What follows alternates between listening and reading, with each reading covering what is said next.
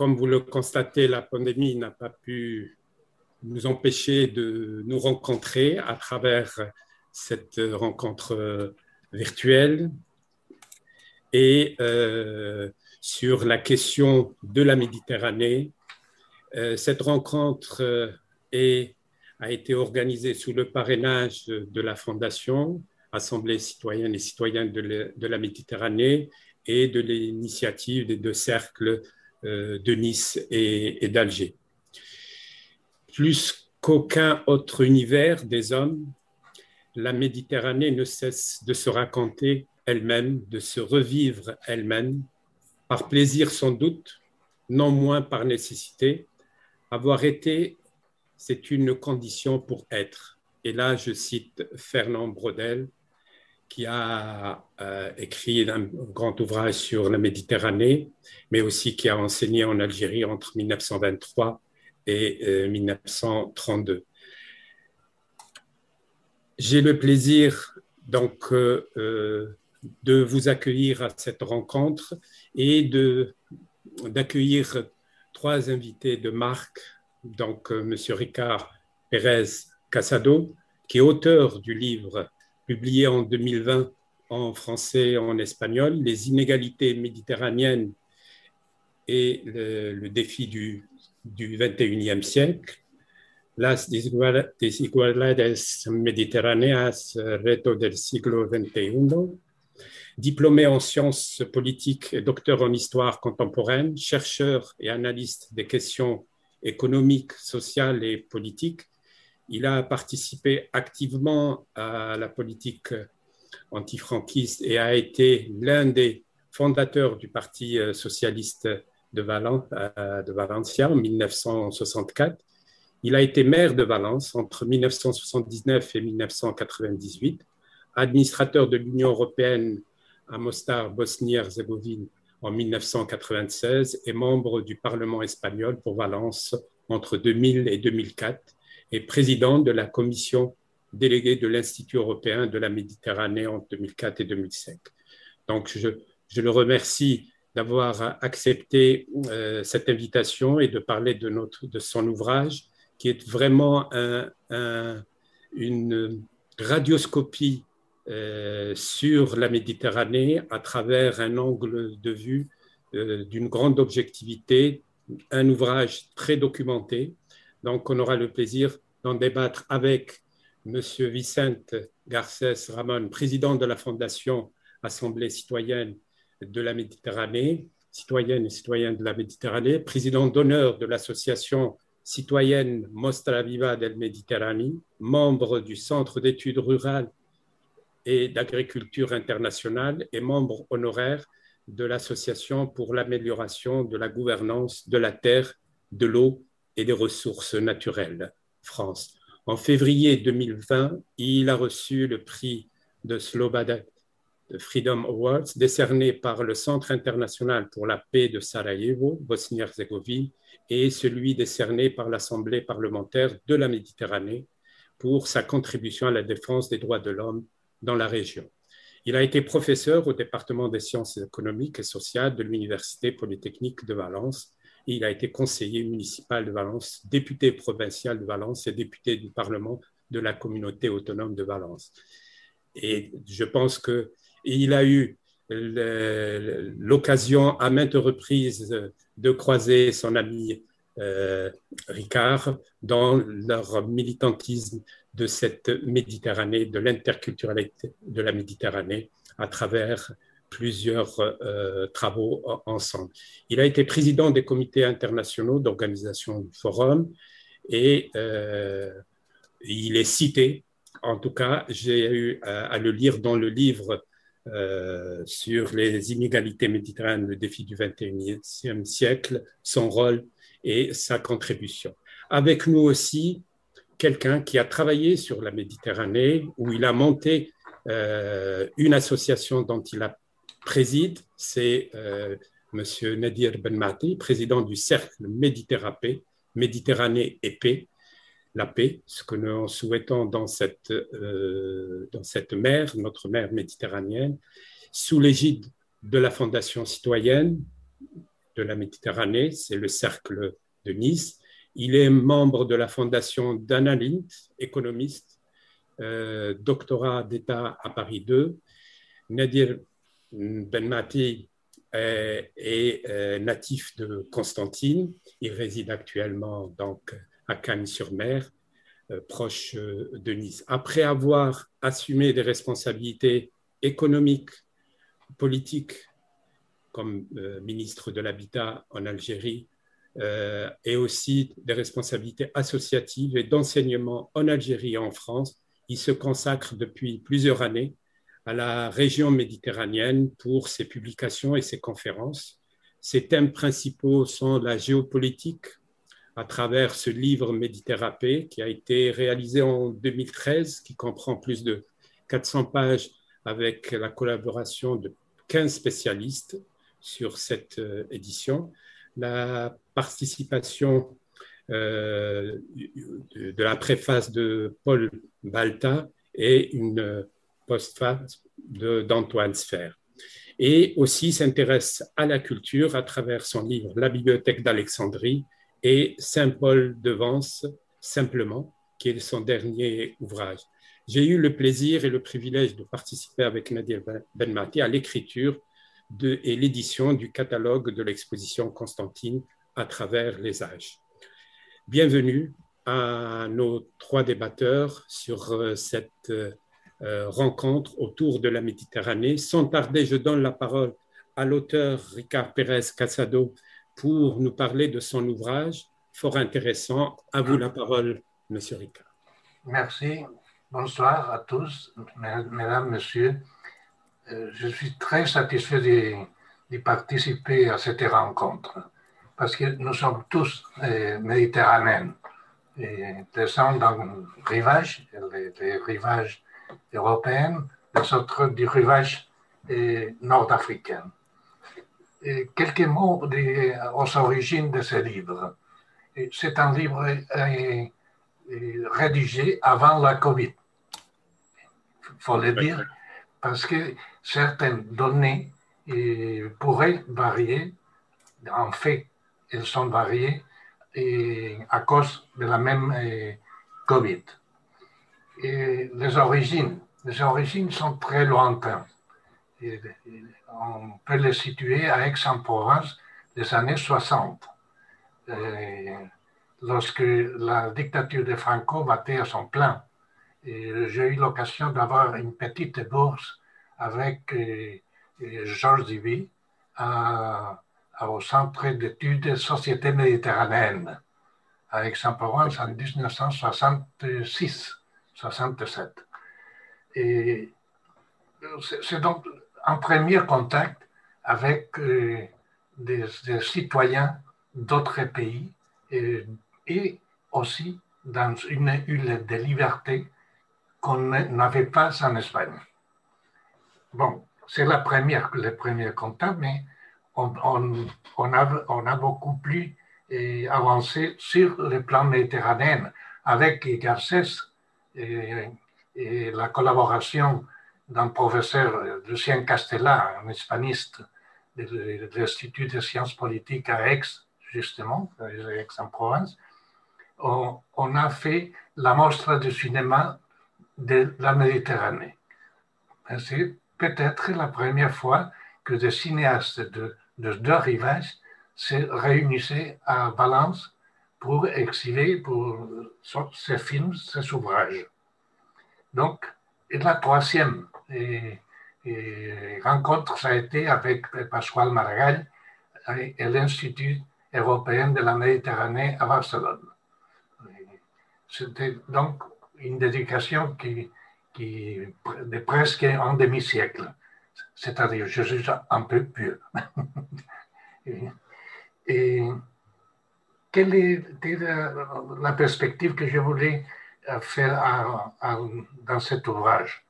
Et les inégalités comme source de conflits. Pas la seule source, mais une des sources plus importantes. Et des inégalités qui ont été, dans le passé immédiat, croissantes.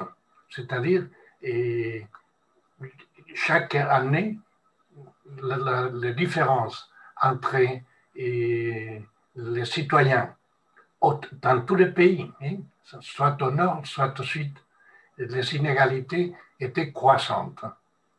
Et donc, dans une partie, pouvait provoquer la migration de gens, le vieillissement de la population dans certaines régions en Espagne, ou en France ou en Italie.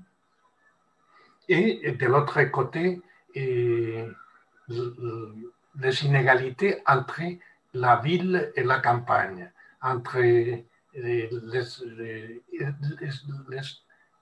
non seulement les inégalités, mais aussi les équilibres qui étaient de plus en plus menacés.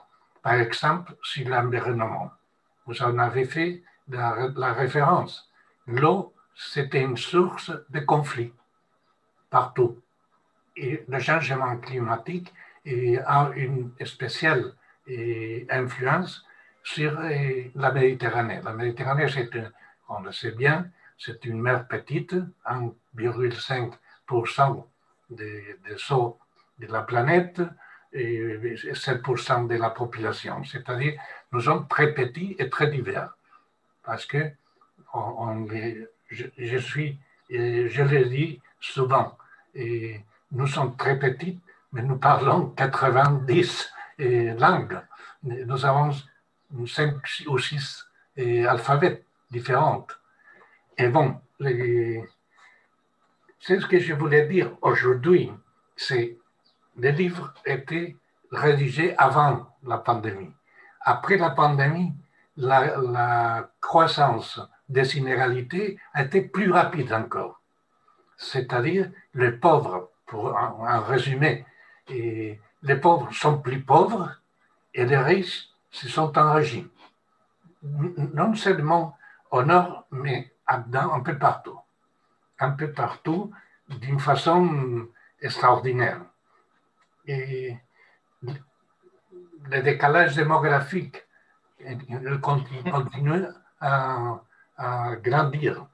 La vieillesse dans certains pays et la jeunesse dans d'autres. Et donc, les résultats des flux migratoires pas toujours maîtrisés, c'est-à-dire d'une façon spontanée, avec des difficultés et en faisant de la Méditerranée un grand cimetière marin. Et pas dans les poèmes, c'est pas un poème, c'est une réalité terrible. Et après la pandémie, ou même aujourd'hui, encore on n'a pas fini, des conflits qui semblaient comment dirais-je, pas très brûlantes et qui ont ressuscité. Par exemple, le Sahara occidental ou Gaza, d'une façon terrible pour les populations, et c'est fait. Je crois que dans les livres, je recommande de les lire, hein, merci à Zine, et les migrations vont croître. On ne peut pas éviter que les gens veulent améliorer sa condition au fuir du conflit. Parce qu'il y en a de toutes origines, comme on sait bien. Il y a des migrations économiques, mais il y aura aussi des migrations climatiques. Plus au sud de la Méditerranée, la menace du changement climatique pousse la population vers le nord. Et le premier nord, c'est le sud de la Méditerranée.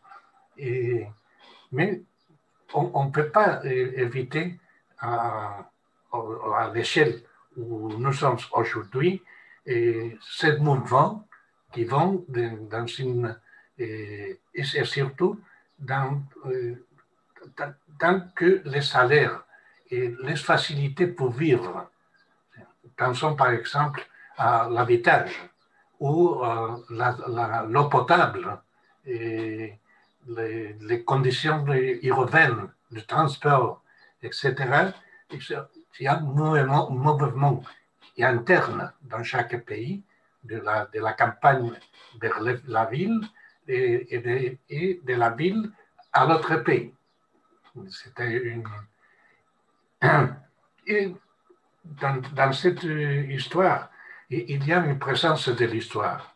Ce n'est pas une déformation professionnelle, mais il y a une présence de l'histoire qui pourrait se résumer en disant que les anciens colonialistes pensent qu'ils ont un rôle encore à faire et à diriger sur les anciennes colonies. On l'a vu dans le cas de la Libye, de l'Angleterre, du Royaume-Uni et la France, qui ont exercé en tant que puissance coloniale, et c'est le passé. Mais à présent, il y a d'autres. Et dans mon livre, je parle d'étrangers dans la chambre. Par exemple, les États-Unis, depuis 1945, ont un rôle, la 16e flotte est partout dans la Méditerranée. La Russie actuelle, ça s'est fait une base en Syrie, et la Chine n'a menacé rien, mais a acheté des ports. Par exemple, le port de Piraeus en Grèce, ou le port de Valencia, ou encore les ports de Chelles, je crois. Et aussi a fait une démonstration de force militaire, pas menaçante, mais pour dire, moi je suis ici, parce qu'il y a eu une stratégie mondiale qui va de l'ouest à l'est, encore une fois, vers l'océan Indien, la Chine et le Pacifique. Présence de l'histoire, je disais, parce qu'il y a aussi une sorte de nostalgie des tyrannies. Pourquoi je parle de nostalgie de la tyrannie? C'est très simple. Lorsque on a fait de la stabilité en principe pour le peuple, alors la tendance vers l'autoritarisme, ce soit en Turquie et surtout en Égypte, on voit bien que le prix de la stabilité peut être très considérable. Et il y a aussi les rôles des institutions internationales. Moi, je suis partisan du système des Nations Unies, de l'Union européenne, de l'Union africaine, de toute organisation qui procure l'entente entre les pays, entre les gens. Mais je suis très sceptique respect de l'efficacité. Lorsque j'ai vécu au Balkan et je vis, le Balkan, il continue aujourd'hui tel qu'il était quand j'étais l'administrateur de Mostar il y a 25 ans. C'est-à-dire, les peuples ne sont pas conciliés entre eux et les conflits et l'attente non explicite, mais ils continuent. Et alors, par exemple, l'Union pour la Méditerranée, je crois qu'on parlera après. L'Union pour la Méditerranée, c'est surtout l'Union pour la Méditerranée bassin occidental. Ce n'est pas toute la Méditerranée, parce qu'on ne veut pas entrer dans les nœuds de vipère d'Israël-Palestine, etc. Ils ont préféré l'ancien espace, et surtout pour la France. Non? Et enfin, je vais résumer de mon point de vue, le rôle de la société civile doit être prioritaire parce que les États ont des intérêts et les intérêts sont des minorités dans chaque État. C'était, lorsqu'on parle de l'intérêt de l'Espagne, par exemple avec la crise avec le Maroc de cette semaine, et les intérêts de qui en Espagne? Du peuple espagnol ou de quelques entreprises et de quelques intérêts, surtout économiques.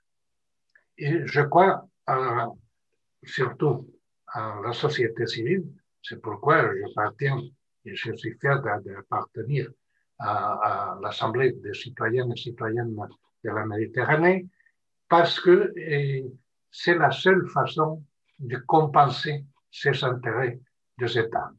Des États qui représentent dans quelques cas des intérêts très stricts d'une minorité qui s'est enrichie aux épaules de son peuple. Et il y a aussi quelques éléments qui sont inquiétants. Par exemple, c'est le catéchisme néolibéral qui s'est imposé un peu partout. Le consensus de Washington qui parle directement de non aux impôts pour les entreprises, si aux un marché non régulier et pour les salaires, etc. Et je crois que c'est une question qu'il faut balayer, non, ces consensus de Washington.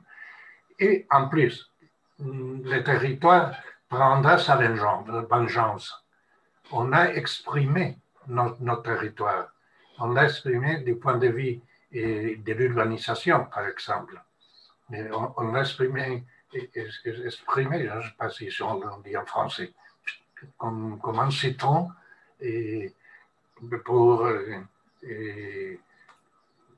par exemple, pour le tourisme de masse.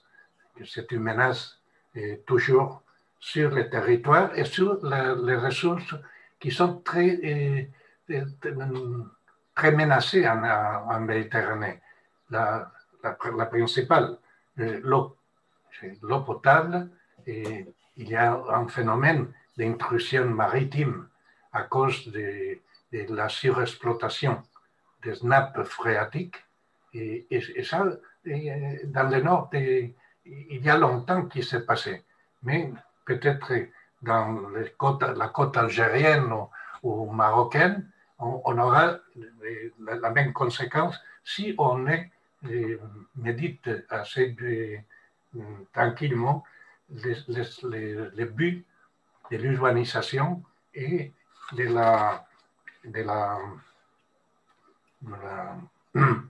du tourisme, par exemple. Il y a des éléments qui sont très, très méditerranéens et qui donnent certes espoir, beaucoup. Mais il y en a une qu'on devait exploiter au sens le plus noble du terme. Je l'ai appelée la République des villes. La ville, c'est un phénomène aux origines méditerranéennes, du point de vue politique et du point de vue de gestion des ressources. Donc, le réseau de villes devait être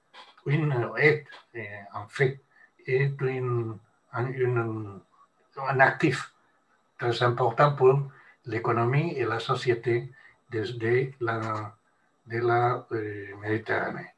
Et en plus, il y a un phénomène du XXIe siècle chez nous qui a ses racines au XXe siècle, c'est la République des femmes. J'ai un grand espoir que ce sont les femmes qui ont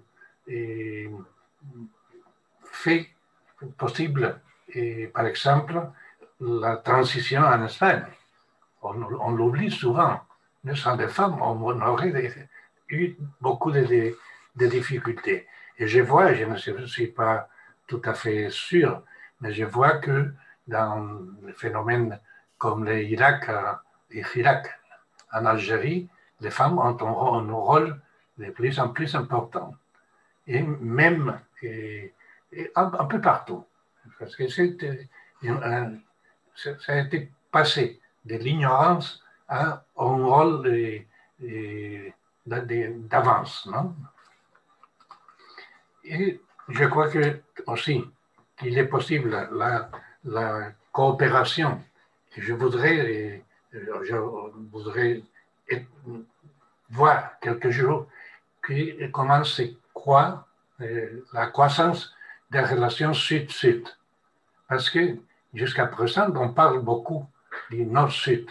Le sud est fait des ressources, par exemple, énergétiques pour le nord, ou des denrées alimentaires. C'est le cas du Maroc par rapport à l'Union européenne. C'est le cas pour l'énergie de l'Algérie pour l'Espagne, par exemple. Mais on parle très peu, c'est très difficile à parler d'une relation sud-sud. Que je crois qu'on fuira à la mesure que les changements climatiques et les mouvements migratoires vont se développer plus rapidement, et il faudrait à tout prix avoir cette coopération sud-sud et avec, naturellement, avec le Nord. Ceci dit, je vous donne, je mettais, et j'espère vos questions. Et en fait, si je veux dire, je suis optimiste en faisant une dizaine de propositions pour l'avenir. Quelques-unes, la pandémie nous a fait penser à tous. J'ai rappelé chez des amis ici à Valence que les choléra, des épidémies de choléra du 19e siècle ont permis d'établir les réseaux d'eau potable. C'est un phénomène et une conclusion positive. J'espère que la pandémie nous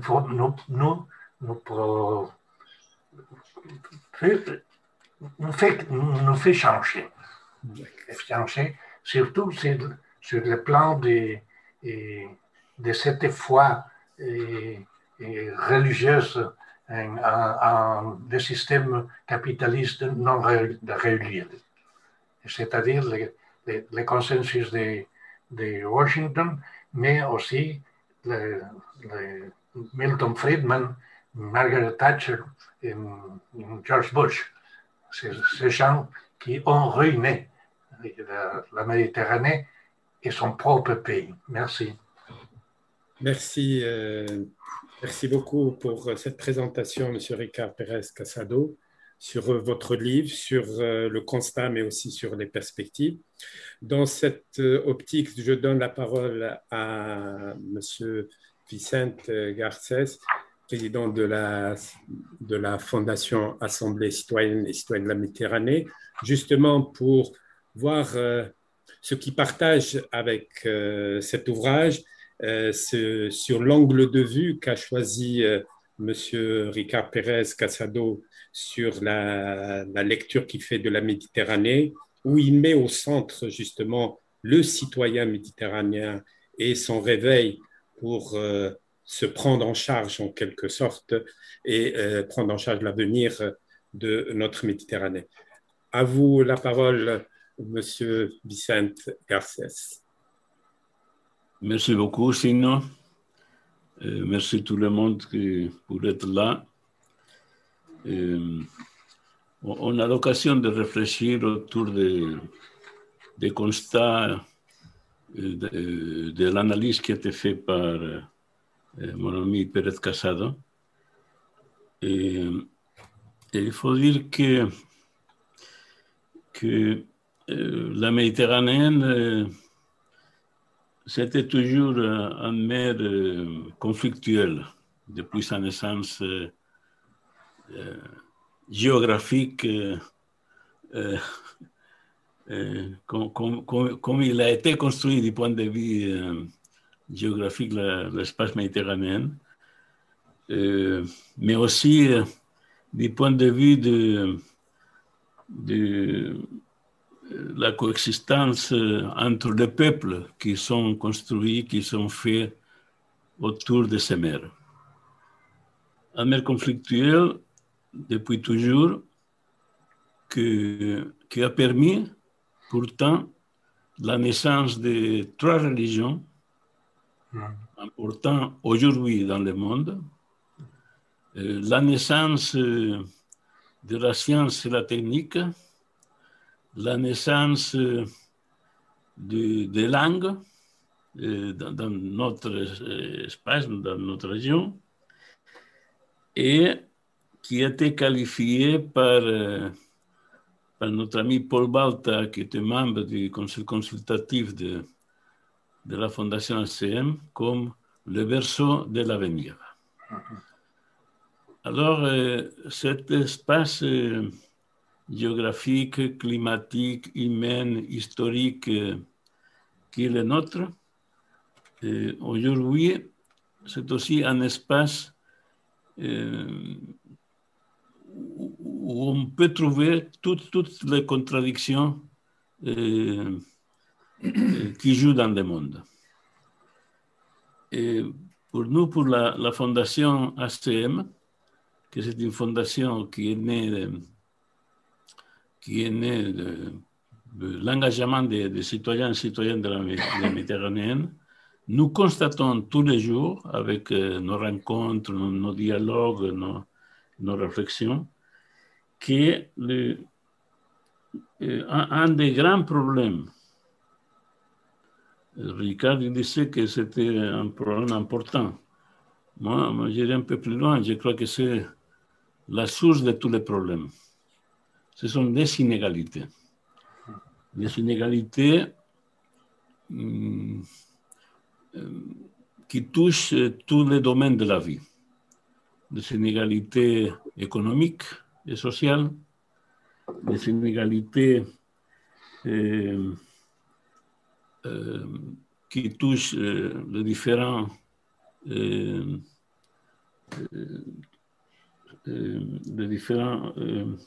composants de la société, les jeunes, les femmes, les inégalités qui jouent entre les pays, des inégalités à l'intérieur de chaque pays, et ces inégalités qui ont beaucoup de conséquences dans le domaine de la culture, de l'éducation, de la santé, de l'alimentation. Inégalité aussi du point de vue de structure de pouvoir,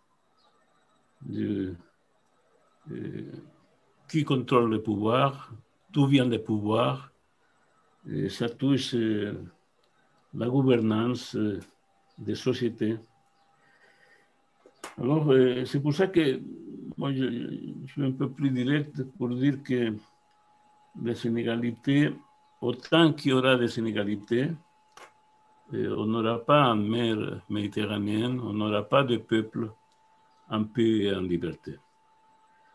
Et ça, c'est peut-être une réflexion synthétique, mais on a vu là dans notre espace biologique, dans notre vie, ça fait des années, ce qu'on a appelé, d'un point de vue journalistique, le printemps arabe. Moi, je préfère dire le printemps méditerranéen, parce que ce sont été des mouvements sociaux au nord et au sud de la Méditerranée. Alors, moi, je préfère dire printemps méditerranéen, où, à côté des valeurs républicaines que nous défendons, comme la liberté, l'égalité et la fraternité, il y a d'autres consignes qui ont né, la dignité, la justice sociale, la lutte contre la corruption, la lutte pour l'égalité, comme phrase synthétique. Alors, on est là dans ce contexte. Et aujourd'hui, qu'est-ce qu'on voit Ricard l'a dit aussi, à l'intérieur de notre espace géopolitique méditerranéen, il y a toutes les puissances mondiales qui se trouvent. La Chine, la Russie, les États-Unis d'Amérique et l'Union européenne. 4 grandes puissances qui ont des difficultés pour se reconnaître comme puissance. Parce que chacun veut être la plus importante. Et qui ont eu une histoire d'utilisation de la force, de la violence pour résoudre les conflits. Et on est dans un espace où les conflits continuent, et pourtant on sait qu'on ne peut pas les résoudre par la violence. On ne peut pas résoudre nos conflits par l'invasion militaire, par les coups d'État, ça, ce sont des fausses solutions. Alors il faut trouver d'autres méthodes plus humaines, plus proches à la raison, aux connaissances, au développement pour résoudre ces conflits. Alors, on voit malheureusement que notre espace méditerranéen, en Orient, il y a les conflits traditionnels historiques israélo-palestiniens, et on n'avance pas pour la bonne solution. On dirait qu'on va en voie contraire.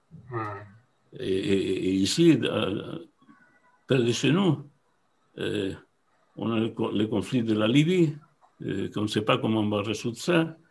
Et maintenant, il y a un autre conflit qui vient d'exploiter d'une façon sanglante, le conflit entre le Maroc et le Sahara occidental, qui touche tout le Maghreb, qui touche tous nous, même l'Union européenne. Alors, la semaine dernière, j'ai participé dans une assemblée, la 15e assemblée annuelle de 15e rencontre annuelle de l'Assemblée parlementaire de la Méditerranée, avec une représentation là-dedans des parlements de tous les pays de la Méditerranée. Et j'ai pu constater comment les parlementaires de tous les pays de la Méditerranée sont conscients de cette question, de cette crise, de ce conflit, comment on ne résout pas bien les choses. Les conflits nouveaux qui ont sorti aussi dans la Méditerranée orientale entre la Turquie, la Grèce, Israël et Chypre à propos des ressources naturelles, énergétiques,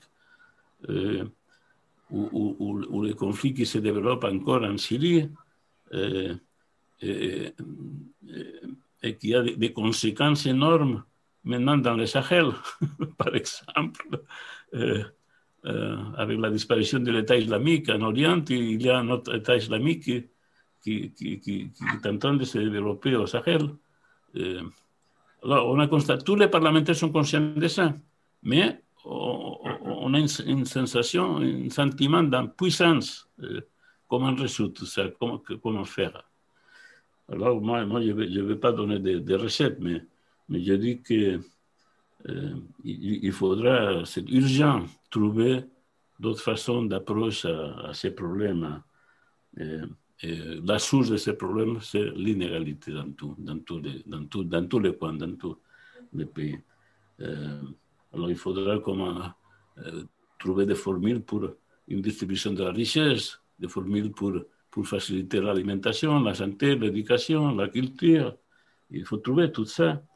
Et avec la pandémie, ça c'est plus grave, mais on voit maintenant comment la grande puissance mondiale du XXe siècle, les États-Unis, est en train de retrouver des formules économiques contraires à tout ce qu'on a fait les dernières 30 années. Alors, qu'est-ce qu'on a fait ces dernières 30 années? On a aggravé les crises, on a aggravé les conflits, on a aggravé les inégalités. Et maintenant, on va faire le contraire. On dit qu'on va faire le contraire, on verra, mais au moins, il y a une reconnaissance, une autocritique de ce qu'on a fait, mal. Bon, alors je termine ici avec une dernière phrase qui exprime l'idée centrale actuelle de la Fondation ACM, que c'est dans une situation d'émergence méditerranéenne, on a besoin, c'est nécessaire, la résistance citoyenne. Voilà, merci. Merci, Monsieur Vicente Garcès, pour cette présentation et le complément et votre regard sur l'approche de l'auteur, Ricard Pérez, sur les inégalités. Effectivement, vous partagez et vous complétez sur ces inégalités qui sont accentuées et aggravées de jour en jour. Et effectivement, votre combat sur la reconnaissance du citoyen méditerranéen pourrait participer à réduire ces inégalités. Je donne la parole maintenant, j'interpelle M. Nadir Benmati justement sur cet angle de vue des inégalités méditerranéennes. Lui qui a eu l'occasion de travailler, vous avez eu l'occasion de travailler sur l'ouvrage Méditerranée, donc qui offre une analyse géopolitique, géostratégique. Quel est votre regard justement sur l'ouvrage que vous avez lu, Les inégalités méditerranéennes? Monsieur Benmati, à vous la parole. Oui, bonsoir à tous. Tu me reçois? Oui, 5 sur 5. Oui. On vous écoute. Voilà, bonsoir à tous. Je commencerai par un clin d'œil, si vous le permettez, et qui concerne Fernand Braudel, qui a été cité à plusieurs reprises dans ce débat et dans le livre de notre ami Ricard, et qui considérait que la Méditerranée a été le centre du monde connu pendant plusieurs millénaires. Ça a été dit et redit. Et il ajoute, ce n'est pas son seul paradoxe. En fait, j'ai commencé par citer Fernand Braudel pour les raisons que vous imaginez, mais surtout parce qu'il a enseigné dans le lycée de Constantine en 1923, dans le même lycée où j'ai enseigné 40 ans plus tard. C'est peut-être par ce biais qui m'a donné le véritable goût de la Méditerranée. Constantine n'est pas au bord de la Méditerranée, pas loin.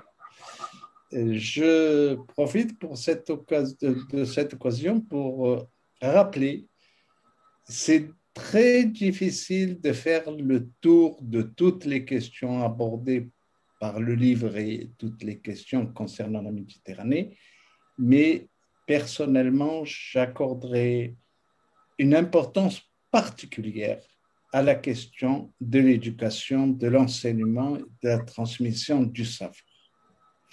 D'ailleurs, je salue la présence à notre débat de mon ami Safir Nadji, qui a d'ailleurs écrit un long article sur le livre Méditerranée, dont tu as dit quelques mots.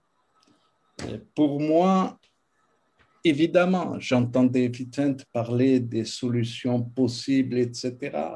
Monsieur Ricard aussi. Et ça fait très longtemps que tous ceux qui travaillent sur la Méditerranée essayent, après avoir fait un constat, d'essayer de trouver des solutions. De mon point de vue, c'est la question fondamentale, c'est la solution, c'est de faire en sorte que tous les moyens soient mis en place pour qu'il y ait véritablement la mise en place de systèmes de formation de transmission de savoir, opérationnel, parce qu'il ne suffit pas seulement de permettre à des enfants d'aller à l'école, au collège, au lycée, etc. Il faut être surtout sûr que la formation que leur donne peut aboutir véritablement à des compétences. Je parle de cet aspect parce qu'il y a deux raisons à cela. La première, c'est évidemment, c'est former des gens, leur donner un outil de travail. Mais c'est aussi, à mon avis, leur donner la possibilité d'être un vrai citoyen de la Méditerranée. Il ne peut pas y avoir de démocratie dans des pays où l'analphabétisme ou le manque de culture prévalent. Et d'ailleurs, beaucoup de problèmes que nous rencontrons, qui sont d'ailleurs traités d'une manière assez large par notre ami Ricard, viennent du fait justement que beaucoup de populations sont dans une situation culturelle, sur le plan de leur éducation, etc., très compliquée. Je ne vais pas revenir sur les thèmes abordés. Et je souhaiterais, comme vous me le demandiez, aller sur un peu le terrain de l'économie, du développement, etc. Je ne vous ferai pas l'affront de vous rappeler ce que la région méditerranéenne présente comme spécificité économique très rapidement.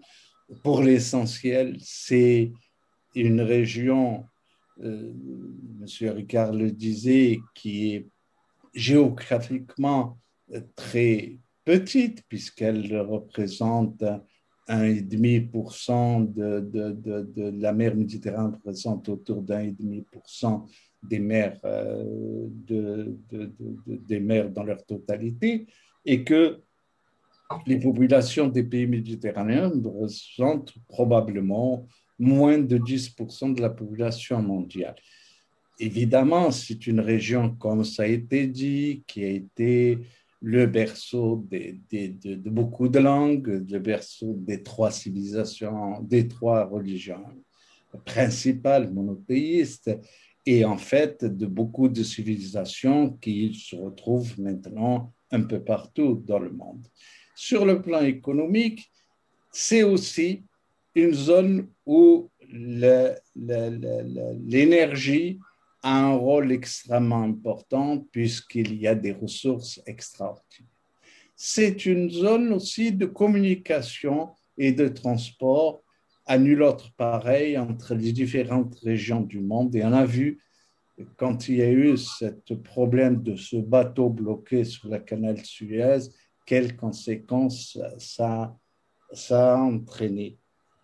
Sur le plan économique, c'est probablement l'une des régions les plus touristiques du monde, avec l'apport évidemment aux pays qui pratiquent le tourisme et évidemment aussi les inconvénients qui ont été abordés dans la question de l'eau, dans la question de la pollution, etc. Et on s'aperçoit effectivement qu'il n'y a pas de solution miracle, mais qu'il faut absolument que toute démarche de croissance se transforme en démarche de développement, sachant que la différence, d'un côté, c'est une démarche quantitative et de l'autre, c'est le fait d'accompagner avec des changements structurels importants. C'est aussi un marché, un grand marché pour beaucoup de pays du nord de la Méditerranée et pas seulement. C'est une zone où, excusez-moi le terme, c'est une zone de jeu géopolitique, c'est une zone de jeu géopolitique pour les grandes puissances, les États-Unis en particulier, la Russie aujourd'hui, la Chine probablement de plus en plus. C'est aussi le terrain de jeu des puissances européennes. C'est le cas aussi de puissances locales, que sont l'Égypte, la Turquie, un peu en arrière-plan l'Iran et l'Arabie saoudite, et évidemment Israël qui a une position particulière du fait de ses relations privilégiées avec les États-Unis d'Amérique, et notre ami Ricard a beaucoup développé ce point sur lequel on peut revenir. Il est très difficile d'énumérer des solutions parce que d'abord, beaucoup de solutions ont été proposées, parce qu'il y a eu beaucoup d'organisations internationales ou régionales qui ont été créées, qui ont travaillé. Les deux dernières, les plus importantes, celles mises en place par le processus de Barcelone en 1995 qui fête ses 25 ans d'existence, et évidemment l'Union pour la Méditerranée qui avait un programme important et qui malheureusement n'arrive pas, du fait d'un certain nombre de difficultés, je parle toujours au moins sur le plan économique, à mettre en place tout le programme qu'elle s'était fixé. Alors, Vicente nous parlait de solutions et s'interroger sur ce type de solution. Moi, je reviens à ce que disait Ricard sur deux sujets. Il met en avant la peur. Il met en avant la peur et il met en avant la question de la stabilité. La peur se généralise probablement par le fait qu'il y a de la violence, mais aussi parce que nous sommes devenus une planète très, très informée par tous les moyens d'information, et cette peur se généralise et donne lieu à la naissance, là aussi, M. Ricard en a beaucoup parlé, à la naissance de phénomènes, y compris dans des pays démocratiques, d'Europe entre autres, des phénomènes de populisme qui peuvent être extrêmement dangereux pour l'avenir. Deuxième aspect dont a parlé notre ami Ricard, c'est la volonté de stabilité, d'ordre, etc. D'ailleurs, lié un peu au populisme qui se développe en Europe, il y a une propension au nord et au sud, face à tous ces problèmes, non pas de trouver les solutions auxquelles nous pensons qui sont utiles pour l'ensemble des citoyens de la population, c'est plutôt de mettre en place des systèmes coercitifs où il s'agit de régler le problème par la force, et en fait, on revient au point de départ, des inégalités, et on trouve des inégalités, on aboutit à des inégalités plus exacerbées encore. Pour terminer, je voudrais aborder aussi un sujet de la violence et la relier à l'aspect économique. Très souvent, on parle de violence, des guerres, du terrorisme, et il faut aussi parler des violences de ces inégalités, des violences de la misère, des violences de la faim, des violences du manque d'eau, toutes ces violences qui passent en quelque sorte comme si elles étaient secondaires par rapport aux violences meurtrières de la guerre et du terrorisme, qui sont évidemment à bannir. Il n'est pas question de dire autre chose. Et ces violences de la misère, des inégalités, sont liées à un système mis en place qui détermine absolument tout. Et là, encore une fois, je cite M. Ricard parce qu'il a beaucoup fait référence au système qui prévaut aujourd'hui. Et malheureusement, l'un des grands pays qui, par son développement de sa puissance, arrive de plus en plus à jouer un rôle sur le plan international, s'est inscrit totalement de ce système que M. Ricard appelle, et je suis d'accord avec lui, ce libéralisme débridé, ce capitalisme non régulé et qui détermine absolument tous les événements. L'investissement, par exemple, direct dans les pays du sud de la Méditerranée, qui vient de l'investissement étranger direct, qui vient du sud de la Méditerranée, qui vient du nord au sud de la Méditerranée, est très, très faible. Par exemple, comparativement à l'investissement direct des États-Unis vers l'Amérique du Sud. C'est par ce biais que l'on réussira à régler les vrais problèmes et particulièrement d'émigration, ou tout au moins y contribuer c'est en fixant les populations sur place, en leur donnant ce qu'ils recherchent parce qu'ils ne recherchent que la sécurité, l'emploi, etc. Merci beaucoup. Merci, M. Bonmati, pour cet éclairage géostratégique.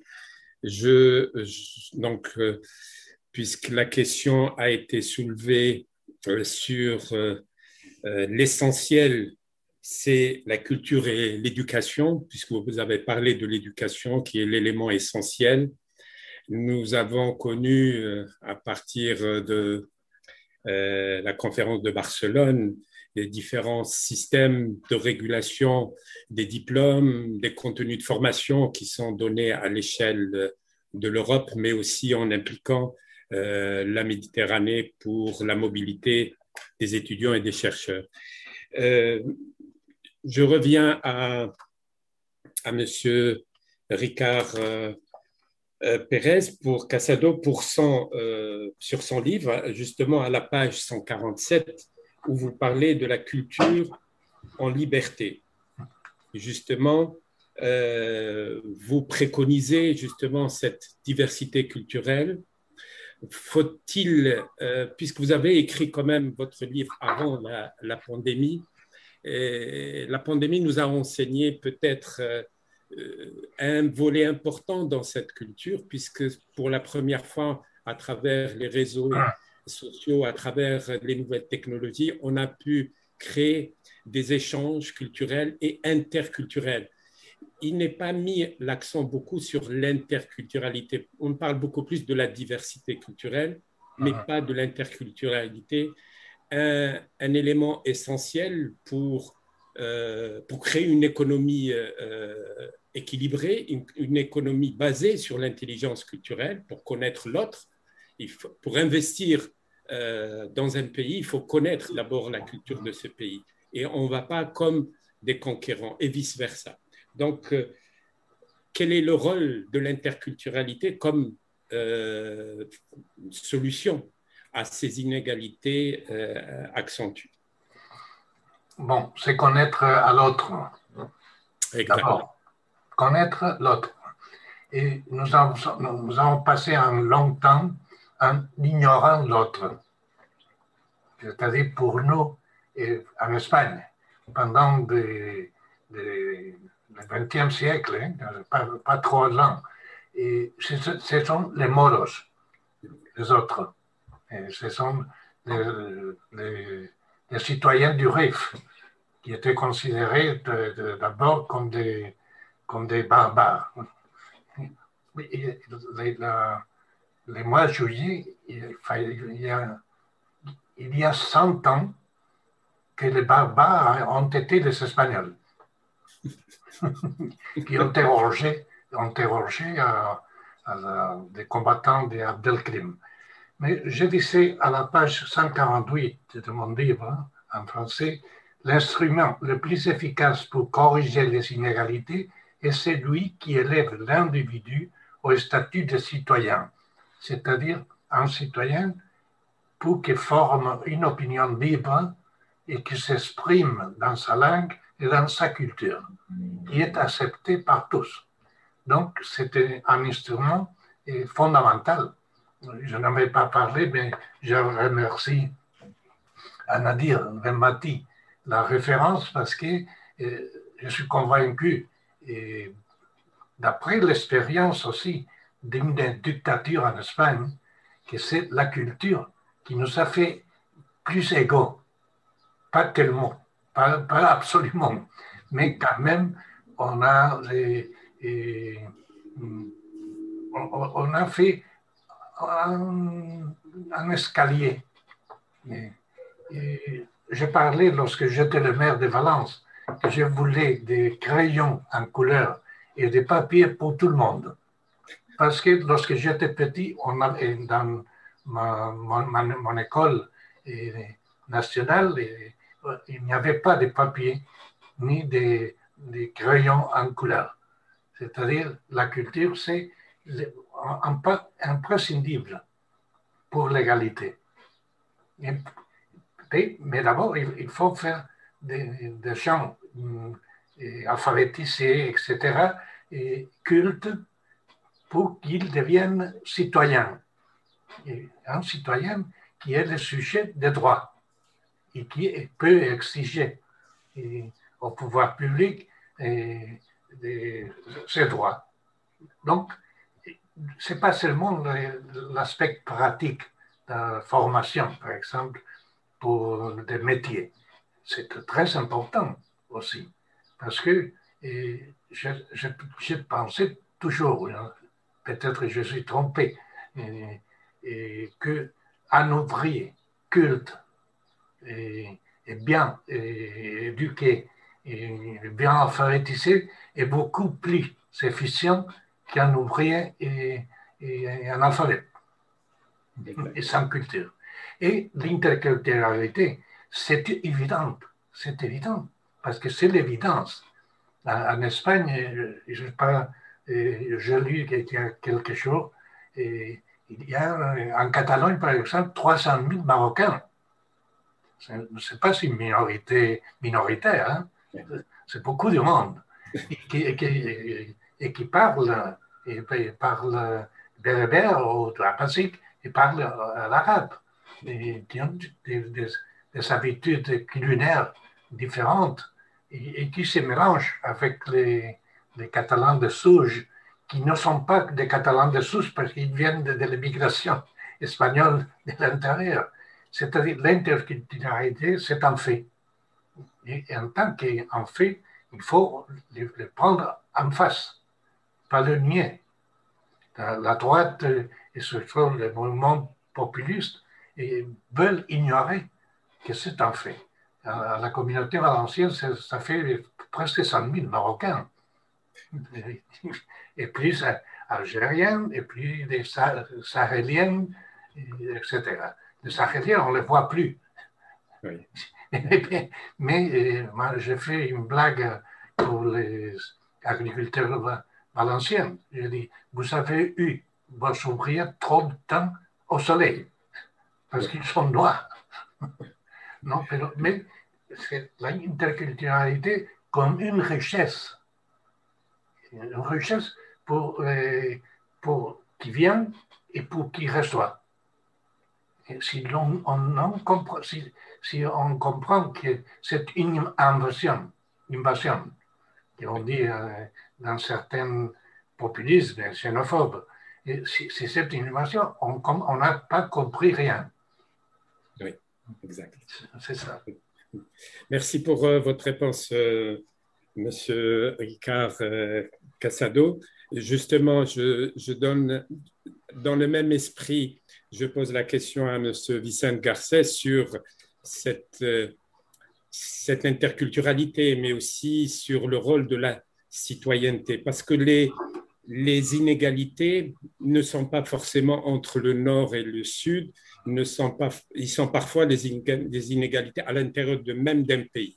Le fait de ne pas reconnaître les moros, ou après pour leur dire c'est des moriscos, on a encore diminué leur importance lors de l'histoire. Donc, la connaissance de l'autre est importante. Donc, le citoyen est au cœur de tous les conflits et de toutes les politiques envisagées dans cette Méditerranée ou dans chaque État, et qui a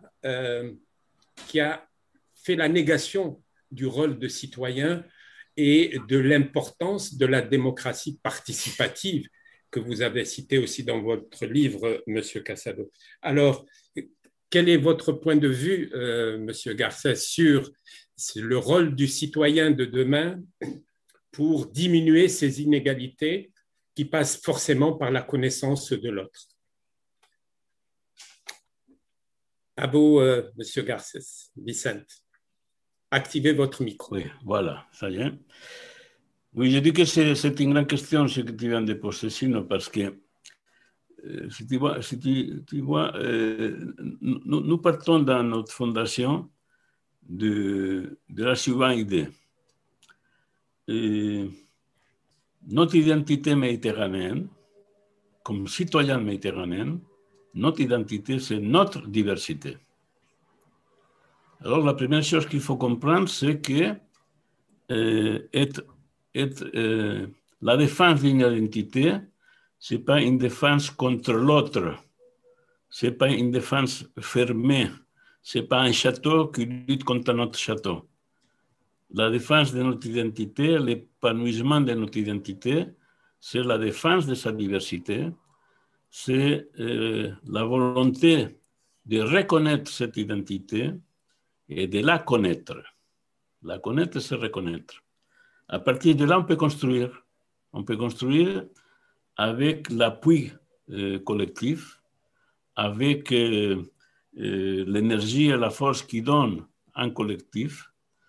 Mais si on parle l'idée de cette diversité, si on rentre dans le domaine du monolithisme, de la puissance dominante, alors on ne résout rien.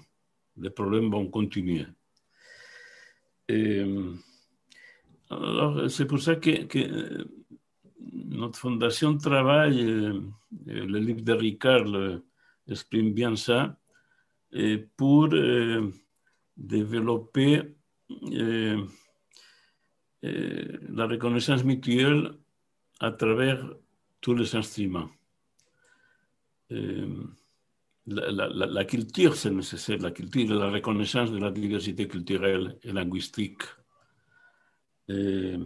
L'éducation.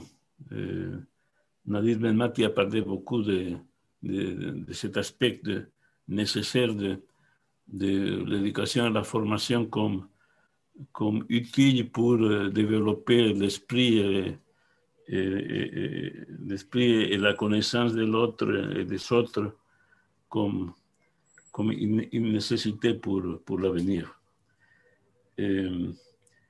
Mais je voudrais faire une petite réflexion aussi autour de ces questions de difficultés pour se reconnaître dans la diversité, mais aussi l'existence d'une structure d'État, d'une structure politique et économique qui empêche, par exemple, les relations économiques entre les pays du Sud ou les relations en égalité entre le Sud et le Nord. Et quand l'Union européenne parle toujours, depuis sa naissance, du voisinage sud, le processus de Barcelone prônait les échanges commerciaux et culturels. Mais on l'a fait toujours d'un point de vue du nord vers le sud, je dirais en termes d'exploitation des ressources naturelles et humaines du sud par le nord. Et il y a toute une histoire coloniale là, qu'il ne faut pas oublier entre les pays européens et les pays méditerranéens et les pays africains. Mais aujourd'hui, par exemple, c'est la difficulté des échanges économiques sud-sud et la difficulté pour croître économiquement dans le sud qui fait des inégalités à l'intérieur de tous les pays du Sud, et c'est la source fondamentale de flux migratoires. Et le flux migratoire, ça donne, entre deux choses, la Méditerranée cimetière. Et ça donne aussi que beaucoup de cette population qui arrive au nord, le paradis, le nord, le paradis, se trouve dans une situation d'exploitation comme force de travail. Plein d'inégalités, même dans les pays du nord. Alors, c'est pour ça que si on parle du point de vue politique de la démocratie et la participation citoyenne pour renforcer la démocratie, parfois on parle par l'hypocrisie. C'est étonnant, par exemple, qu'aujourd'hui en France, soit le parti d'extrême droite, un parti qui peut arriver à la présidence de France, de la France républicaine, de la France démocratique, ou qu'en Espagne se développent maintenant des partis d'extrême droite qui ont se racines dans la dictature du général Franco, ou que même dans certains pays de la Méditerranée, ce sont des régimes qui sont installés à partir d'un coup d'État militaire ou qui se développent vers l'autoritarisme. Et ça ne va pas dans le sens de faire croître l'éducation, la culture, la reconnaissance de l'autre, la dignité, la justice sociale. Ça va dans le sens contraire. Bon, je termine la réflexion en disant que nous, comme fondation, par exemple, on donne beaucoup d'importance, on a de plus en plus à l'utilisation de les nouvelles technologies pour l'information et la communication. En pandémie, ça a été un outil essentiel pour se communiquer quand on était confiné, ou même maintenant. Mais avant et après la pandémie, l'appropriation de ces nouvelles technologies et de ces nouveaux moyens de communication et les contrôles de ces nouvelles données techniques et scientifiques, ça va être un champ très important du point de vue de l'égalité, du point de vue de la lutte contre les inégalités. Je termine en disant que pour nous, l'idée de l'intégration régionale méditerranéenne, c'est une idée clé pour l'avenir. Et l'intégration régionale méditerranéenne, ça sera de plus en plus puissant si il y a cette reconnaissance mutuelle, si on accepte la diversité et si on tient compte de cette réalité où nous nous trouvons. Voilà, merci. Très bien. Merci, Monsieur Garcès. Je pense que Nadir Benmati voulait rajouter quelque chose, ou en tout cas, vous avez été interpellé. Juste un mot. l'avis de Ricard sur l'éducation et comme le mien, c'est fondamental. Non, je voulais dire deux choses très rapidement. D'abord, la question de la coopération sud-sud et de relations sud-sud. Comme pour tout le reste, on peut faire les constats, mais moi, je ne sais pas comment, qu'est-ce qu'il faut faire pour que cela se mette en place.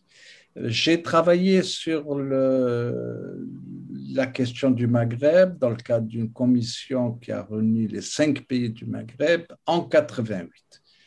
Et quand je relis les documents, nous avions beaucoup d'espoir et on voit où on en est aujourd'hui. La coopération sud-sud semble connaître un développement extrêmement important dans les pays d'Asie, évidemment en Europe, mais actuellement au Maghreb, probablement en Afrique, c'est vraiment loin d'être le cas.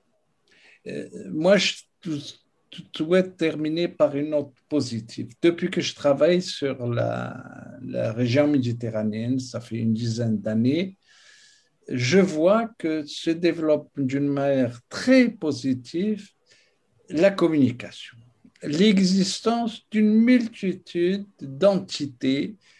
Les sociétés civiles sont beaucoup plus en relation qu'on ne le pense, en tout cas beaucoup plus en relation que le sont les institutions publiques et les institutions nationales. Et grâce au développement, comme disait Vicente à la minute, des moyens de communication, des technologiques de toutes sortes, je pense que il y a un espoir incontestable de ce côté et ce que fait la Fondation, ce que font beaucoup d'autres institutions en matière de communication, c'est fondamental, en tout cas c'est concret et c'est ça mon espoir. Merci, M. Benmati.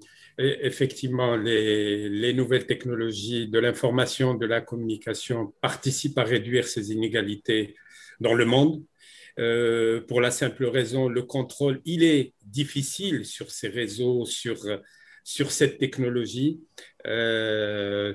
Et vous avez interpellé peut-être M. Ricard Casado sur le troisième volet que je voulais aborder, sur ces institutions internationales qui sont nées à la fin de la Deuxième Guerre mondiale, en passant par l'ONU, en passant par l'OTAN, la Ligue arabe, l'Union africaine, le Maghreb, effectivement. Pourquoi ces institutions, ces structures n'ont pas forcément fonctionné par rapport à des enjeux stratégiques géopolitiques qui sont en dehors des citoyens? Parce que l'Union du Maghreb arabe, il est déjà fait. Historiquement, il est fait. Socialement, il est fait. C'est plutôt la suite à l'indépendance du Maghreb, des différents pays composant le Maghreb, qu'on a retrouvé ces frontières. Ils n'ont jamais existé. Vous-même, M. Benmati, en off, on parlait de la naissance de l'Algérie en tant que pays et tout à fait récent, issu d'une histoire tumultueuse. Et l'union des citoyens, l'union du Maghreb arabe a existé, existe et existe encore. Plutôt on fait violence à l'union du Maghreb arabe pour qu'il n'existe pas. Et aujourd'hui, peut-être on fait violence à l'Union pour la Méditerranée. C'est là où j'interpelle M. Ricard Pérez sur toutes ces organisations. Quel est le devenir de l'Union pour la Méditerranée?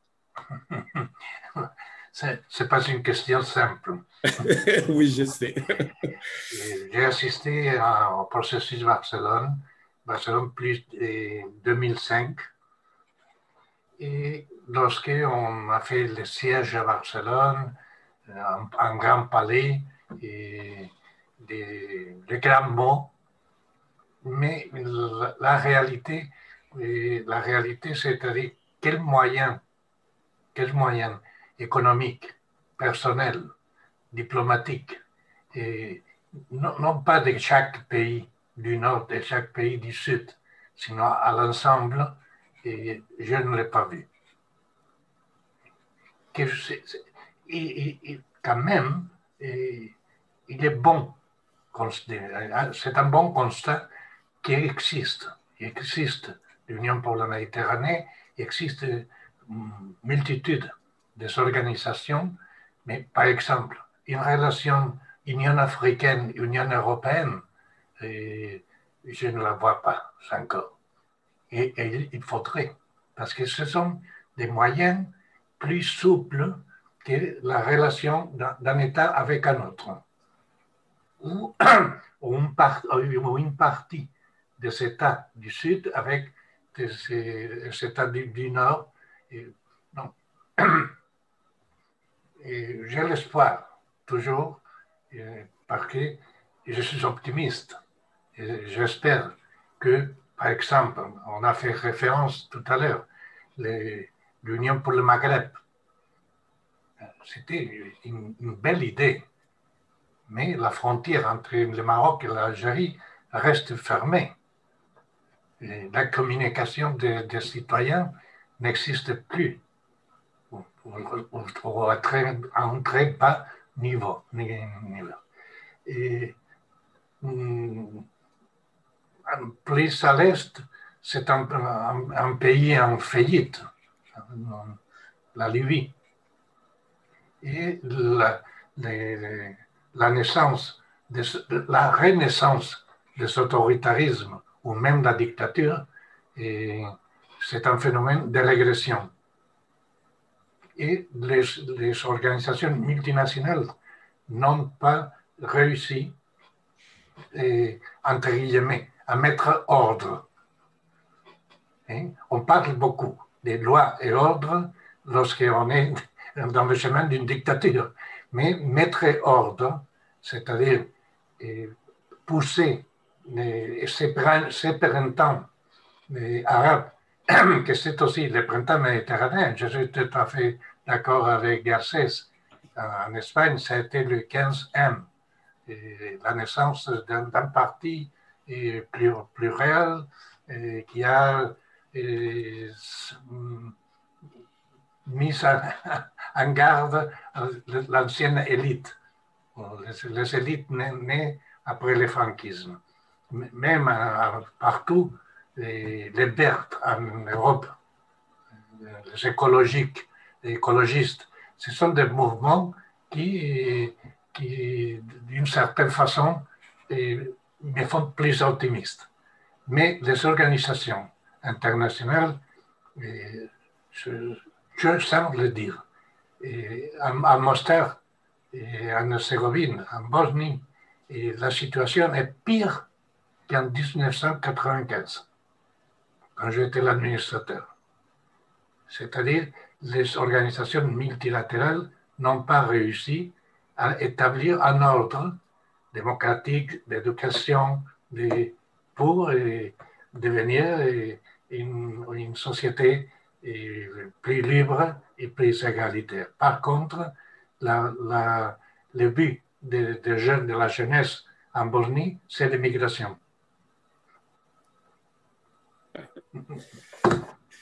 Merci pour cet éclairage.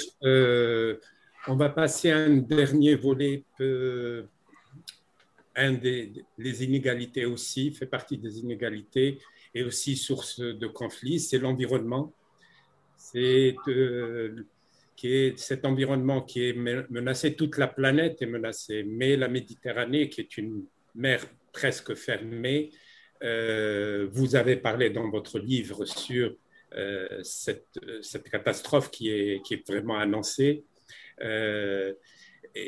L'eau qui devient presque plus chère que le pétrole au litre, source de vie, mais en même temps source de conflits historiques. Ça a toujours été le contrôle des ressources hydriques est un enjeu stratégique permanent dans cette Méditerranée et en même temps source des conflits. Et les économistes, et là c'est aussi un clin d'œil à M. Benmati, les économistes n'ont pas intégré le coût de la pollution et la dégradation de cette mer méditerranéenne, de cet environnement, le foncier qui disparaît de jour en jour au détriment d'une urbanisation sauvage. Quelle est votre position sur une partie qui n'est pas forcément optimiste, ce que nous vivons sur notre environnement, notre planète Terre? Nadir?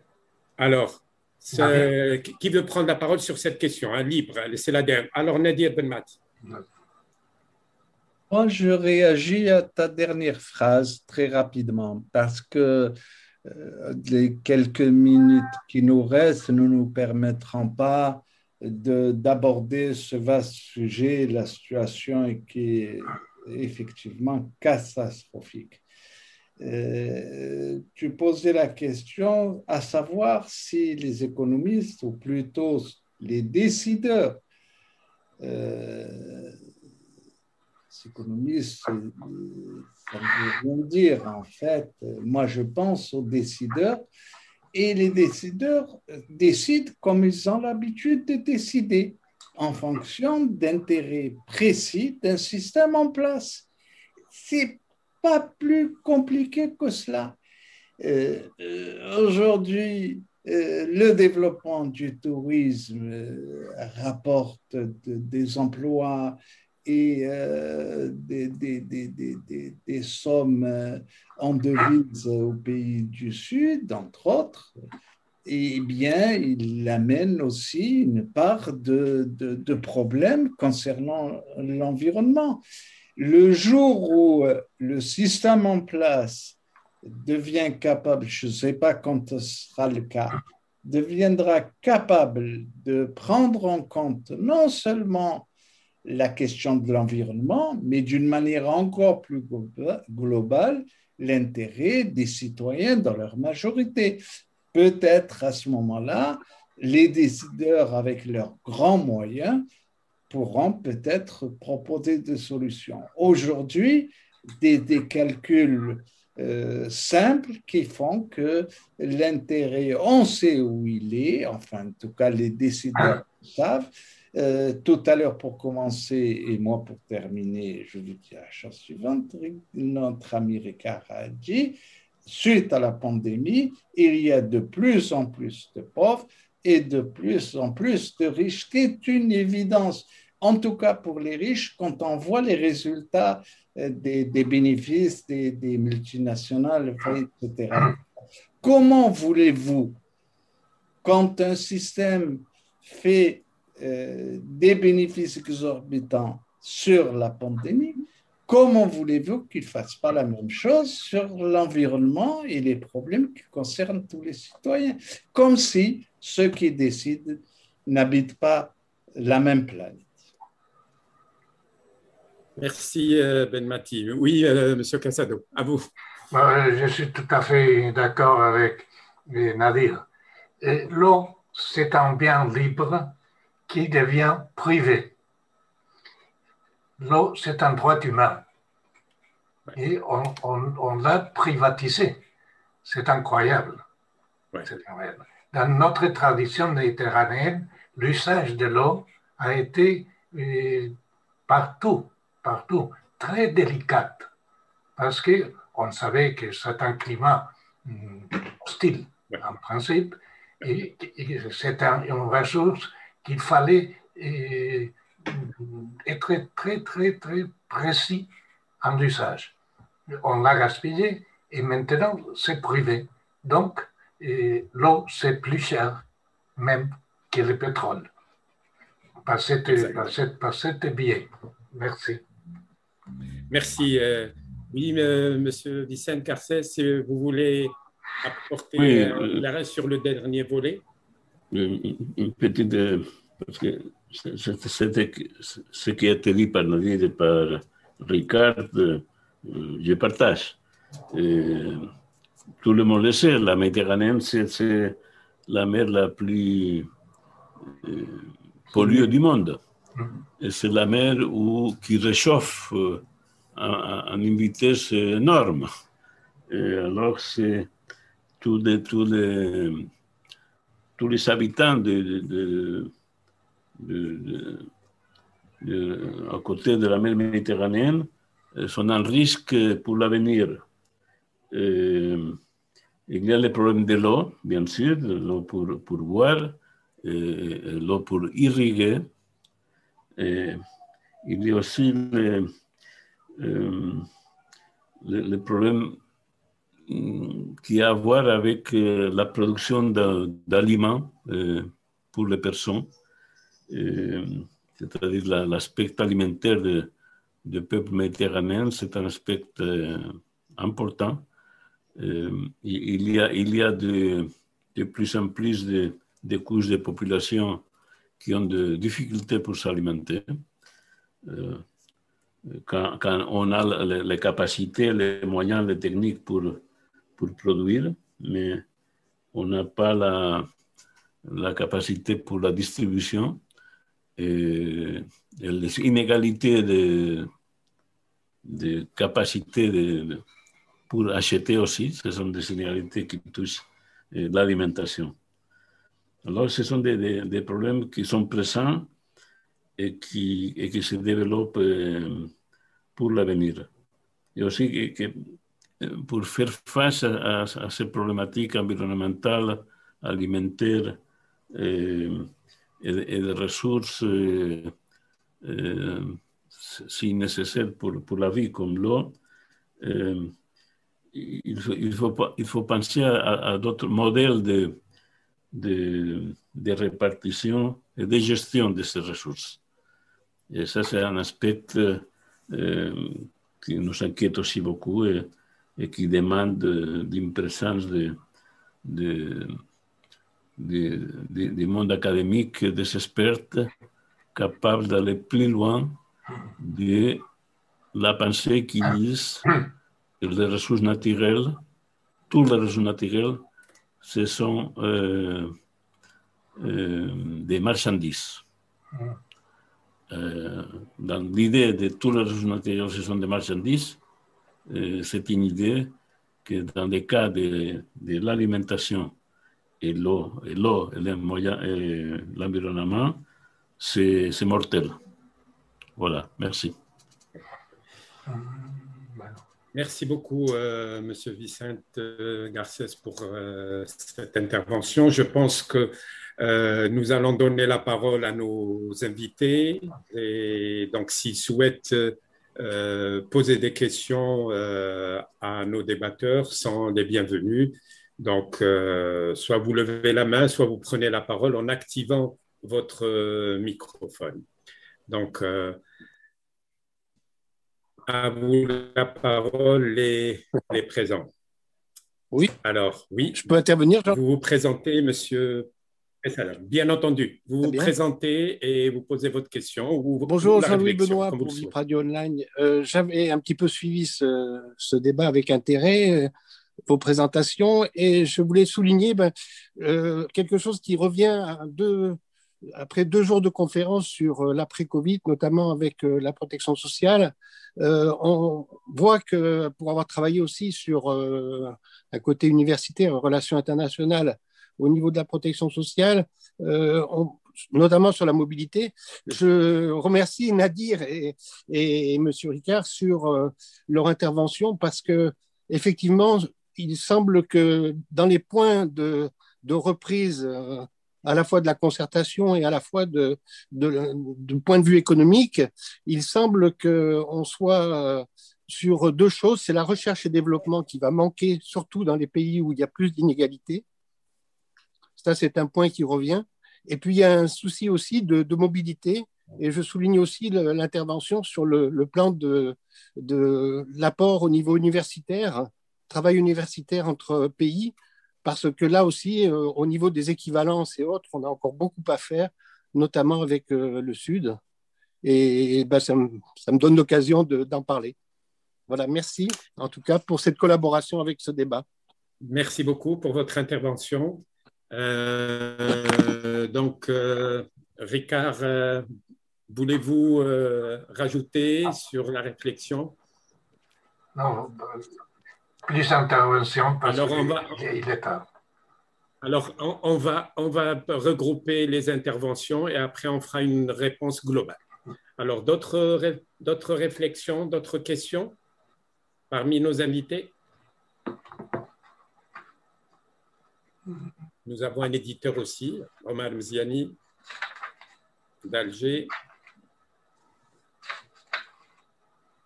Bonsoir. Bonsoir. Bonsoir à tous, vous m'entendez? Oui. Oui. À vous la parole, Monsieur Mziani.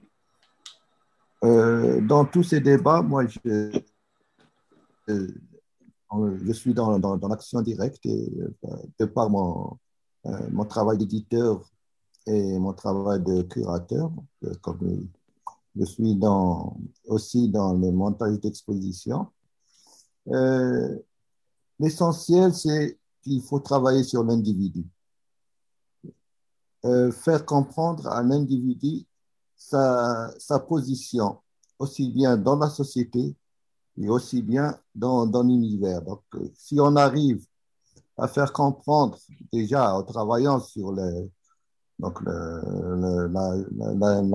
jeune génération, leur faire comprendre qu'il faut réellement, qu'ils s'acceptent en tant que culture d'abord locale et universelle après, et qu'il accepte aussi l'acceptation de l'autre dans une dimension spirituelle et culturelle.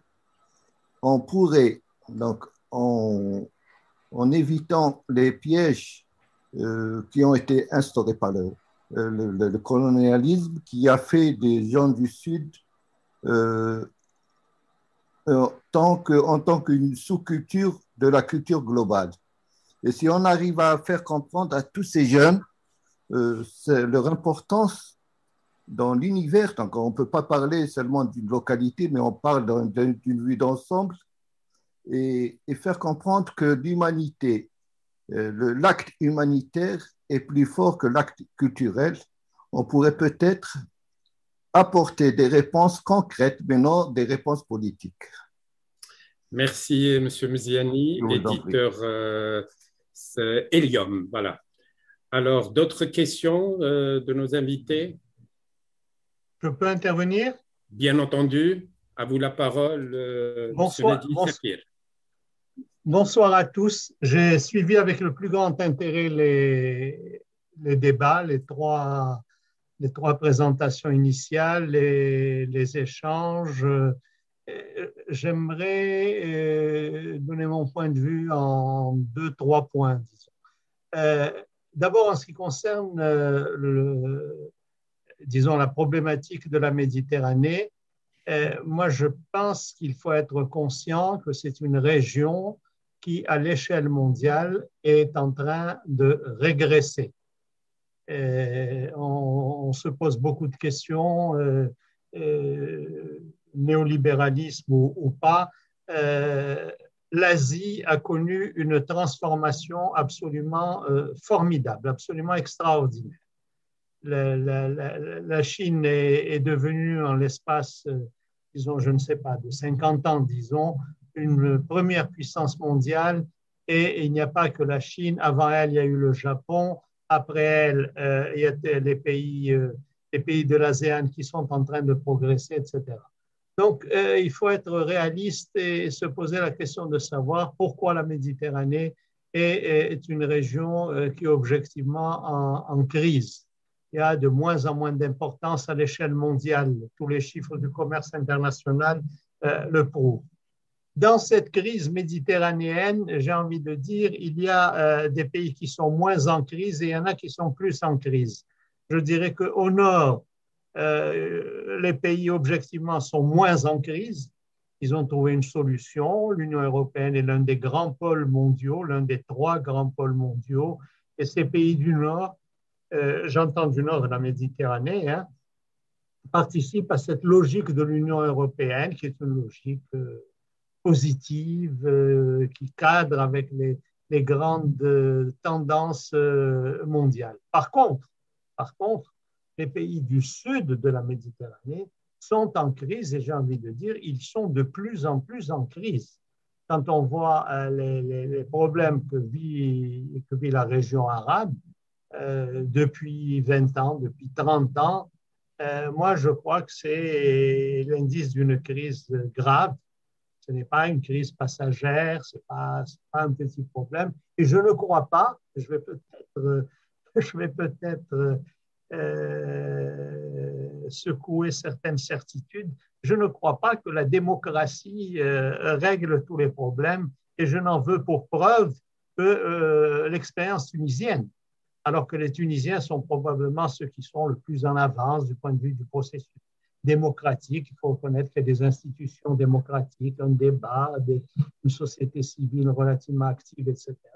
Ça n'empêche que des millions de jeunes Tunisiens sont confrontés à d'énormes difficultés économiques. Donc, je crois qu'il faut être réaliste et comprendre que les années qui viennent vont être des années difficiles, particulièrement sur la rive sud. Et M. Belmati a évoqué les problèmes d'éducation. Je crois que c'est le cœur du problème, c'est qu'en fait, nous avons des économies qui ne sont plus du tout en mesure d'affronter les logiques fondamentales de l'économie mondiale, qui sont des logiques fondamentales basées sur l'éducation, la science, la technologie. On parle même de t'accélération pour parler de l'accélération de la technologie. Donc, voilà les enjeux. Je crois que si on peut essayer de faire quelque chose, c'est d'aller dans ce sens, c'est-à-dire d'essayer de créer les conditions d'une coopération, mais qui prennent en compte les grandes tendances mondiales. Nous ne pouvons pas fonctionner de manière totalement autonome et encore moins indépendante, même avec des idées généreuses. Hein.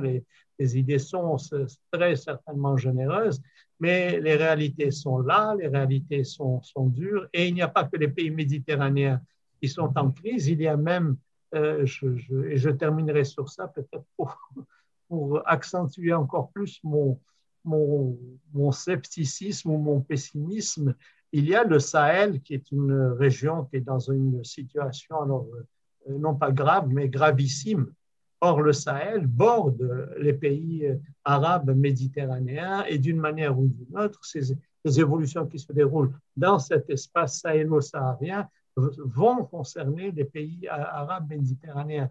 Donc, je crois que si on veut faire quelque chose, il faut prendre en considération toutes ces variables et essayer de dégager des pistes d'une coopération réaliste.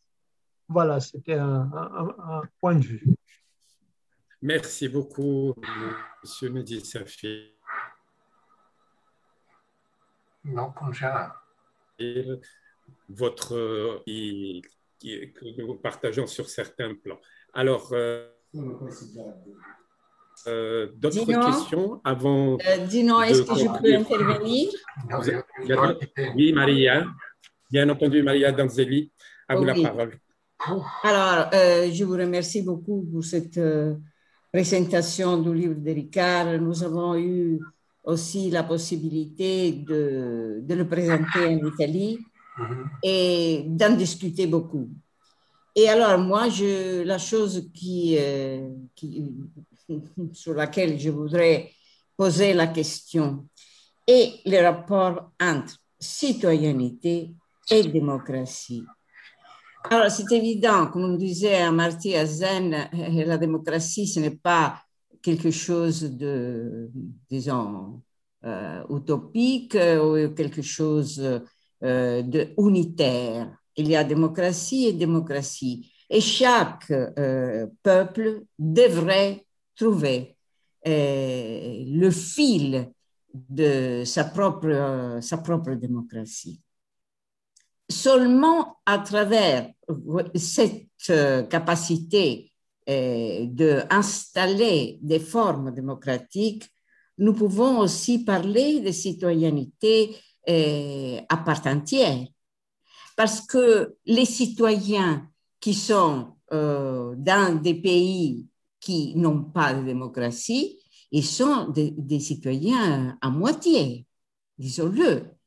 Leurs droits ils ne sont pas reconnus et donc c'est impossible aussi pour eux d'agir d'une manière efficace.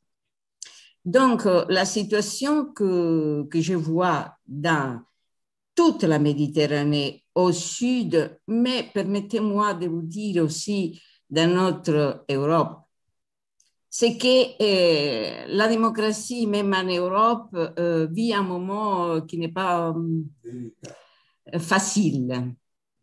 Je parle de démopathie.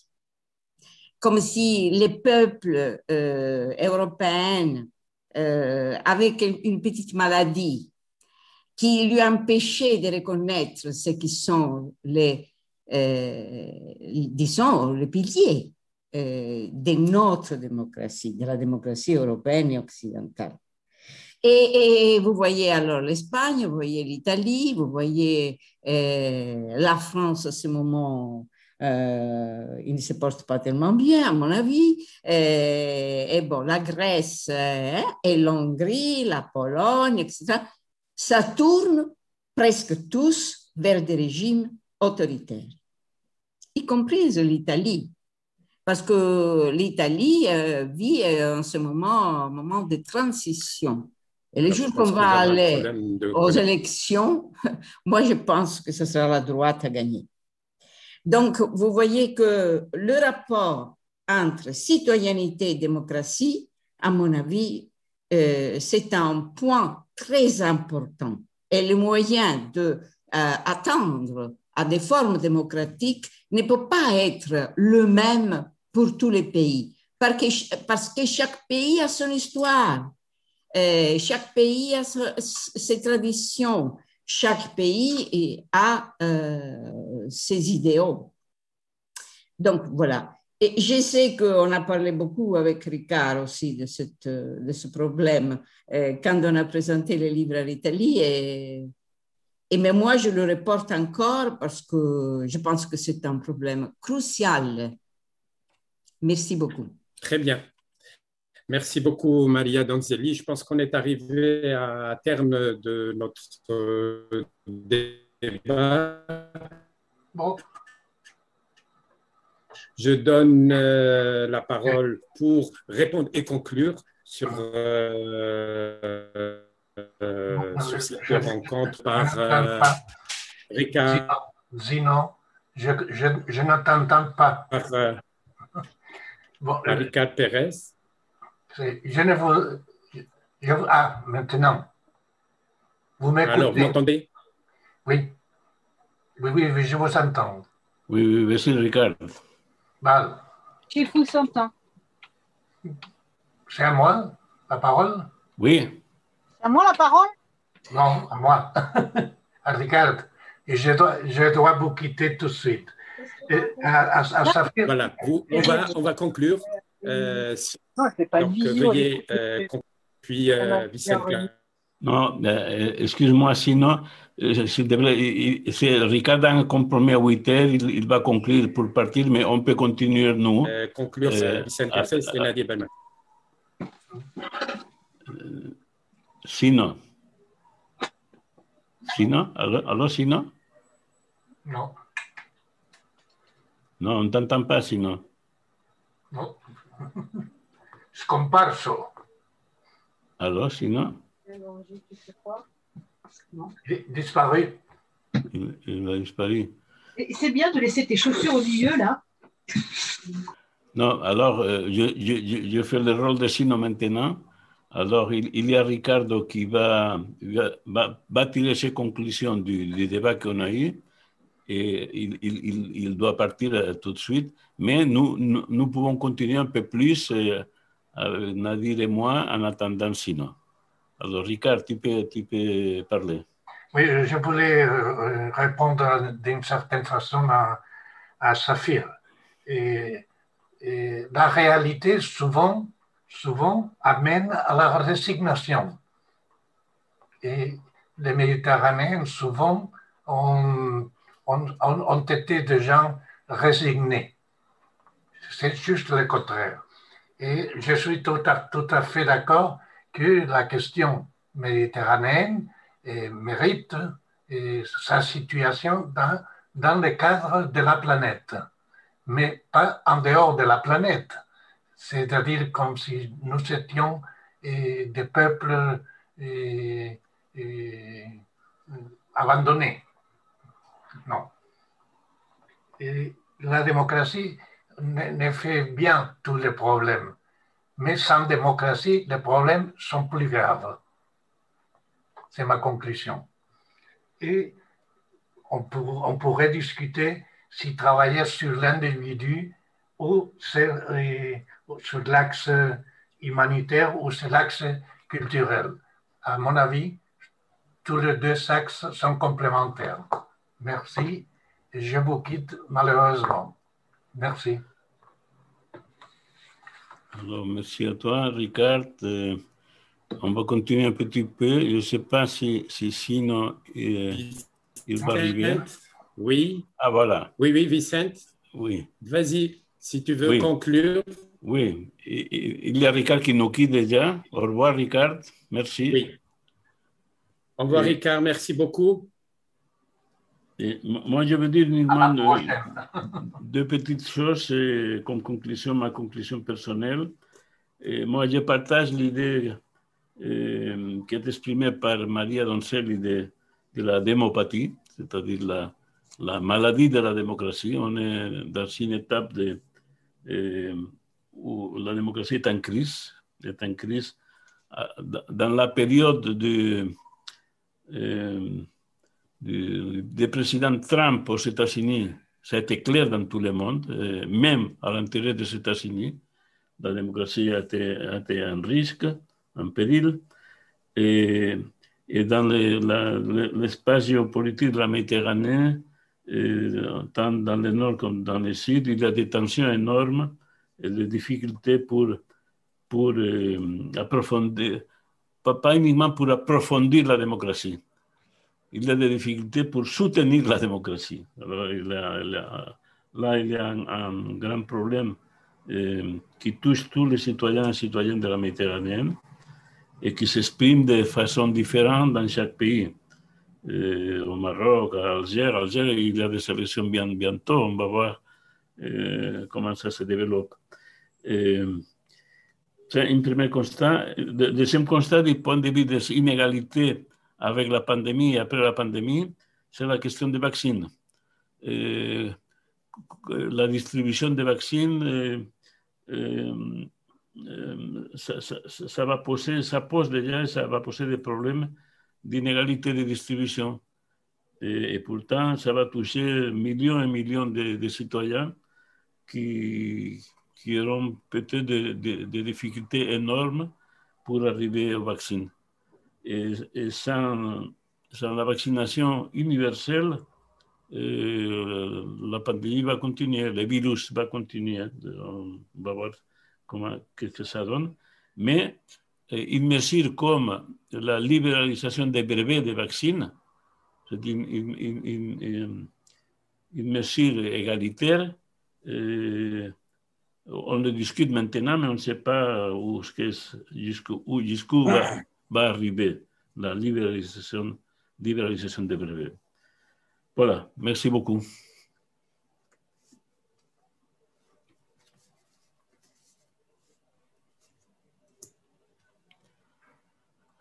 Il y a Nadir qui, je ne sais pas, si nous entend, je ne sais pas. Merci. Nadir, vas-y, Nadir. Parce que M. Safir a demandé la parole, ça n'a pas été possible. Juste une remarque en ce qui me concerne. On n'a pas abordé un sujet extrêmement crucial.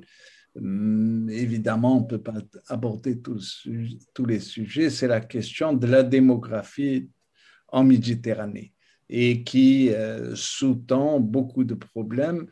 Les 2/3 de la population étaient au nord, dans les pays du nord de la Méditerranée en 1950. Aujourd'hui, les 2/3 sont au sud. Mais le problème quantitatif n'est pas le plus grave. Le plus grave, c'est quand on s'intéresse aux structures de population. Et de deux côtés, ça a des conséquences. Une population qui vieillit au nord avec des taux de croissance qui sont de plus en plus faibles, alors qu'au sud, même s'il y a quelques diminutions des taux de croissance démographique, on a quand même des pyramides des âges qui probablement expliquent beaucoup de problèmes qui se posent dans ces pays, entre autres la question migratoire, mais c'est un sujet très vaste qu'on aura peut-être l'occasion d'aborder. Je pense que Saphir a demandé, notre ami Nedji Saphir a demandé la parole peut-être, s'il est toujours là. Il peut parler.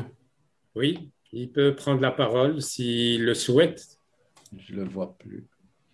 Non, il n'est pas avec nous. Hein. Donc là, je ne le vois pas connecté. Bien. Voilà. Donc, alors, nous arrivons à terme de notre débat. Je remercie tous les débatteurs de cette rencontre. Aussi, je remercie nos invités qui ont participé à cette rencontre. La Méditerranée n'a d'unité que par le mouvement des hommes, les liaisons qui l'impliquent, les routes qui le conduisent. Encore une fois, je termine avec une citation de Brodel sur la Méditerranée, sur notre Méditerranée. Donc voilà, merci beaucoup, merci pour votre patience depuis 18h10. On était connectés, il est 20h08, bientôt 20h10, 2 heures de rencontre, très enrichissant. Je remercie tout le monde, je remercie en particulier Ricard Pérez pour son livre Les inégalités méditerranéennes, le défi du 21e siècle, effectivement. Je remercie le monsieur Vicente Garcés, président de la Fondation ACM, pour tout le travail accompli par les 29 cercles, ici présente Maria Donzelli et monsieur Nedir Belmati, qui est aussi président de l'association Méditerranée, le cercle de Nice. Merci à tous, merci à toutes et à tous pour votre attention et merci à nos invités qui ont enrichi le débat. Voilà, je vous donne rendez-vous à la prochaine. Merci beaucoup. Merci. Merci à tous. Merci à tous. Ciao. Bonne soirée.